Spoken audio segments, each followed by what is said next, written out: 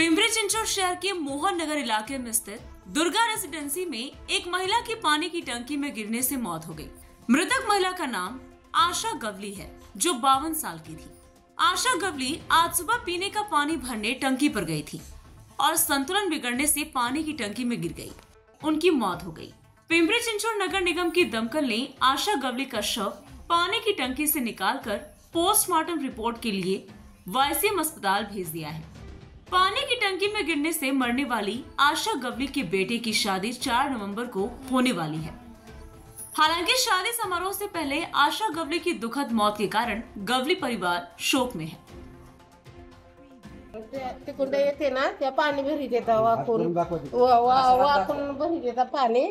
मला म्हणले तर 100 रुपये आणि साडी ठेवल्या मावशी घेऊन जावा, लग्न आहे मुलाचं 4 तारखेला। तर म्हणलं त्या ड्रम ठेवायला जर ठेवलं फिरले तर मावशी पडले पाण्यात, पडले गेले तर सगळे आले तर बुले लागते 2 मालक सून आले तर मुलगा आले तर आणि धरली मावशीला कवळ्यात, मुलासकट आणि पडली पाण्यात आणि मग 4 5 जणांनी वर काढली तर तोंडात ठेवस आला।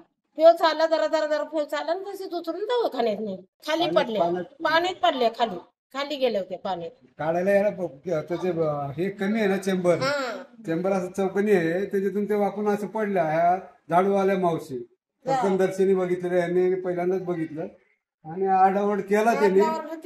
हात देवायला गेलं तर ते त्यांच्या हाताला सापडले नाही, पाय आतमध्ये गेल्यामुळे ते मुलगा वगैरे आला, ते उतरून काढस तोपर्यंत टाकीचं पेस पण कमी आहे ना तिथं, थांबता येत नाही, उतरता येत नाही, मग त्याला सरकून असं एक माणसा जायचंच पेस आहे। त्या ठिकाणी पाणी म्हणजे प्यायचं पाणी म्हणून सकाळी फ्रेश सवासणी आहे, चांगलं शुद्ध पाणी भेटावं, फ्रेश ताजं पाणी भेटायचं म्हणून त्यांनी ते पाणी केलं। टाकीचं पाणी आज कालचं पाणी टाकीचं शिळ झालं आणि आज नळाला आलं म्हणून ते ताजं झालं म्हणून असं भरतात महिला, असं चूक करतात आणि त्याच्यामुळे आज जीव गमावला लागला। पाईपलाईन चालू आहे आणि हात घसरून मध्ये पडल्याचे डोक्याला माल लागल्यामुळे ते जास्त झालं असं आमचा अंदाज आहे।